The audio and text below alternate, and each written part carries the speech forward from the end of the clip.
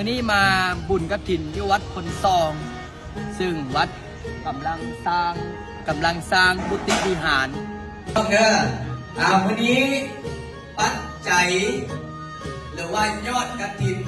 บุญกฐินที่วัดพลซองกฐินเขาเอิ้นว่าพระทานนี่เจ้าภาพคนถวายแล้วตอนนี้เขาต้อยยอดก็คือบริวารก็คือปัจจุปัจจัยเพื่อที่จะสร้างศาลพัฒนาวัดว่าเพราะว่าเพิ่นกำลังสร้างกุฏิวิหาร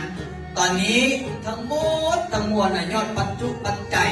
ที่ออกตนญาติโยมพวกผู้สิบผู้ห้าแล้วก็พวกกับเจ้าภาพเนี่ยได้ปัจจัยมาทั้งหมด888 ล้าน888,088กีบ888ตอนนี้แหละเอาซะโอ้สนใจครับชนทั้งหลายเราได้ร่วมมานุโมทนาหรือช่วยกระทำการ